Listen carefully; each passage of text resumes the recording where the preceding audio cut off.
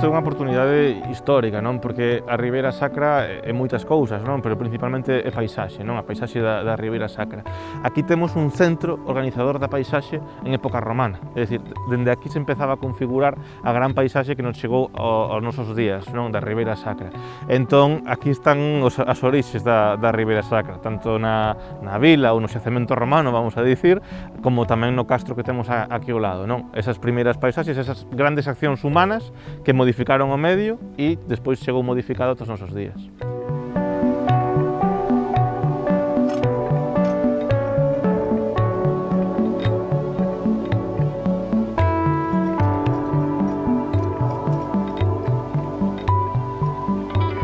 Estamos falando ben dunha vila romana ou tamén se fala de que podemos estar ante algo incluso máis grande, non?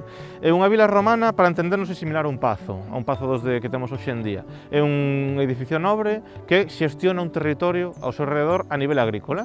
É dicir, dende a vila pois se xestiona agricultura, cereal, podería ter tamén presencia de viño, eso tamén haberá que velo no futuro.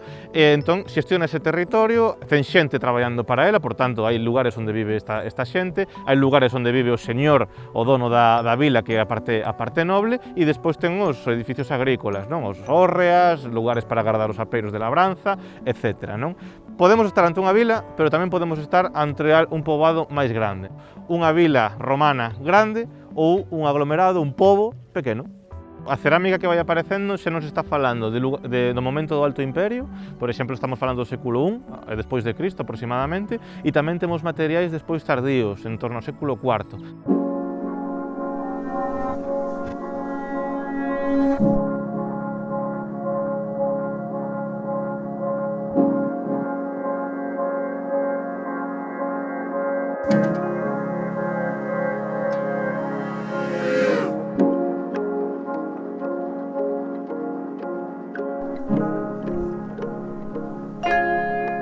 Proendos é unha lenda, dicir, sempre foi unha lenda esa mítica cidade de Proencia. É raro en calquer casa da parroquia que non haxa pois, algún resto romano que apareceu pois, arando nas fincas da propiedade. O que se quixo facer dentro do concello, pois, esa lenda convertila en realidade ou recuperala, é algo absolutamente ilusionante. Nós desde pequeniños pois, nos contaban, hai unha cidade enterrada, hai documentación, hai estudios feitos pois, durante máis dun século falando desta mítica Proencia. Estamos falando de que é unha zona que tuvo vida durante moitísimos séculos da historia. É dicir, se temos petroglifos no entorno, temos castrexo, temos romano, temos visigótico, temos románico, é dicir, temos un montón de séculos históricos con evidencias de vida neste entorno.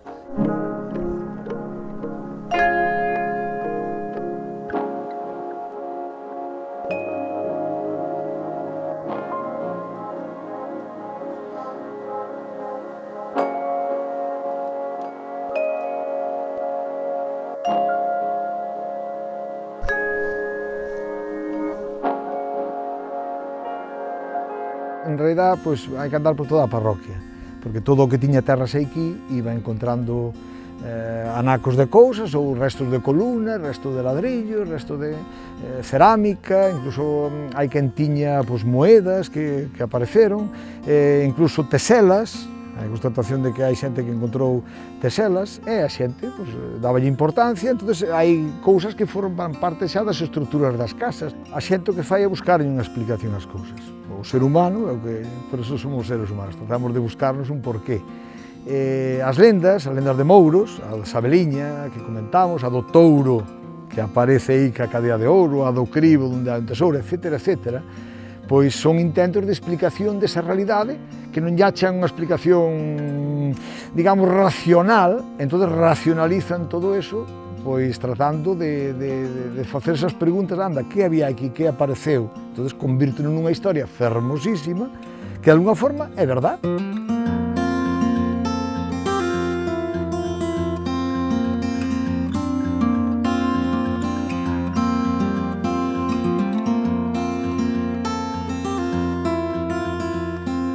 hai partes que sí que están bastante arrasadas polo tema agrario, por uso de arados principalmente, pero bueno, é algo normal no uso agrícola das parcelas, pero tamén temos zonas moi ben conservadas. Por exemplo, tamén temos unha zona de hipocausto. Un hipocausto que é un sistema de calefacción.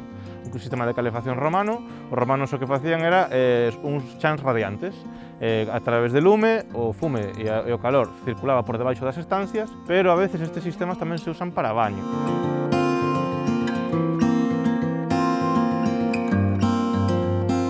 Todo indica que pode tirar cara a un hórrea. Un hórrea é como un hórreo dos de hoxe en día, pero de gran tamaño, é un celeiro de gran tamaño, un lugar para almacenar cereal. Tamén cos chans elevados, sobre unha tarima seguramente de madeira e con ventilación por abaixo para que o cereal nunca collera humidade, estivera ben ventilado e ben conservado. E a maiores diso, por último, temos tamén unha zona con muros que seguramente este marcando unha vía de comunicación, bueno, unha zona de paso, unha especie de rúa tamén na zona norte.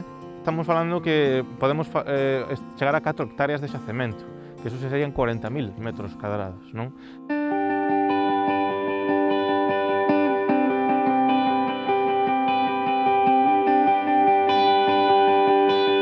É unha oportunidade que esta paisaxe, que está relativamente ben preservada, pois poder vinculala co pasado e así buscar os fíos, a unión, os puntos de unión entre a actualidade e o pasado. E iso na Ribeira Sacra é un lugar especial para facelo.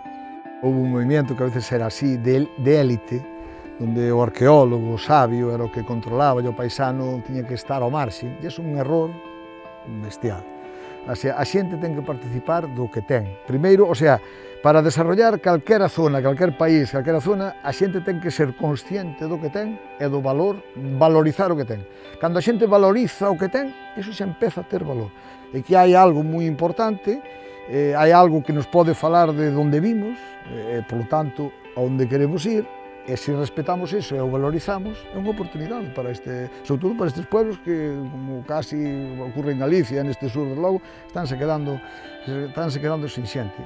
A intención do proxecto é non parar, nós dentro do Concello, unha vez xa se saben os resultados, vamos tratar coa Dirección Xeral de Patrimonio e o que queremos é continuar como viñamos facendo a todo agora, facer máis catas. Temos, por o que nos deu hoxe o radar, a posibilidade dun columbario. Se encontramos un cementerio romano, vai ser un caso único. Todos os concellos e todas as parroquias teñen algo que aportar a ese, como chamas tú, relato histórico tan importante que é esa Ribeira Sacra que todos queremos que sexa Patrimonio da Humanidade en 2021 e que eu penso que vai ser.